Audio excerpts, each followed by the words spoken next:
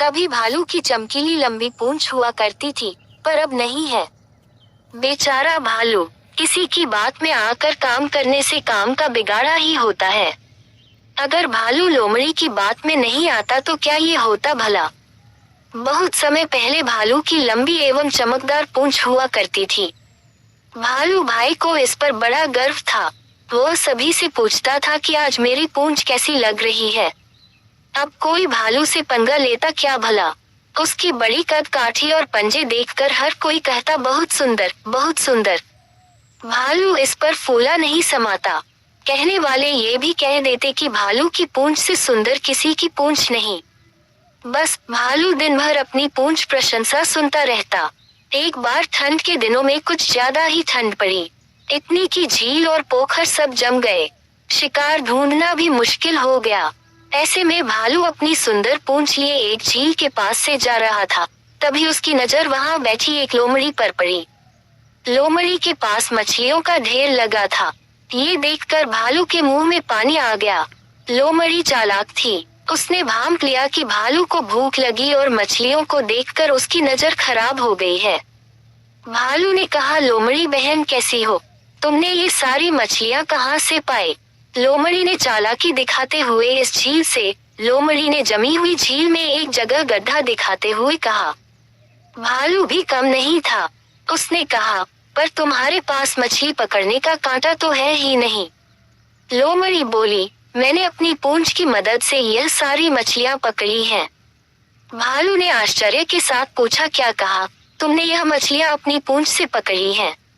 लोमड़ी ने जवाब दिया, हाँ भाई, इसमें इतना आश्चर्य करने वाली कौन सी बात है। मछली पकड़ने के लिए पूंछ किसी भी कांटे से बेहतर है। भालू ने कहा, मुझे भी सिखाओ। लोमड़ी बोली, इस झील में जितनी मछलियां थी वे मैंने सारी पकड़ ली हैं। आओ किसी दूसरी झील पर चलते हैं। लोमड़ी और भालू दूसरी झील की तरफ आ गए। दूसरी झील पूरी जमी थी। भालू ने तुरंत अपने तेज पंजों से वहां एक गड्ढा बना दिया। अब क्या करूं? भालू ने पूछा। लोमड़ी बोली, अब पूंछ गड्ढे में डालकर बैठ जाओ। जैसे ही मछली फंसेगी तुम्हें अपने आप मालूम पड़ जाएगा। पर हाँ, ज्यादा हिलना डुलना मत और सिर्फ मछली के बारे में सोचना। जितनी ज्यादा मछलियों के बारे में तुम सोचोगे उतनी ज्यादा मछलियां तुम पकड़ पाओगे। भालू ने ऐसा ही किया। उसने लोमड़ी से कहा, देखना मेरी पूंछ में सबसे ज्यादा मछलियां फंसेंगी। लोमड़ी ने कहा, ये तो बहुत ही अच्छी बात है। मैं दूर से देखती हूँ ताकि सब कुछ ठीक चलता रहे। मैं तुम्हारे पास रहूंगी तो तुम्हारा ध्यान बन जाएगा। कहकर लोमड़ी दूर बैठ गई। भालू अपने अभियान में जुट गया। थोड़ी ही देर में वही जैसे बैठे बैठे उब गया और उसे नींद लग गई। ठंड बहुत ज्यादा थी और बर्फ भी गिरने लगी। लोमड़ी धीरे से अपने घर चली गई। थोड़ी देर बाद लोमड़ी जब वापस लौटकर आई तो भी भालू सोता ही मिला।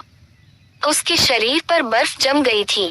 काला भालू सफेद दिखने लगा। लोमड़ी को बहुत हंसी आई और इसके बाद उसने भालू को जगाया। भालू भाई, मैंने अभी एक मछली तुम्हारी पूंछ में फंसी देखी है, जल्दी उठो। भालू हड़बड़ा कर उठ बैठा। उसने अपनी पूंछ गड्ढे से बाहर निकाली और देखा तो पूंछ थी ही नहीं। अरे, मेरी पूंछ कहाँ गई? मेरी सुंदर पूंछ कहाँ गई? उसने इधर उधर देखा तो उसे लोमड़ी हंसते हुए जाते दिखी। अब भालू की लंबी पूंछ की जगह छोटी सी पूंछ बची थी। भालू ने लोमड़ी को बहुत बुरा भला कहा। तब से भालू की पूंछ छोटी है।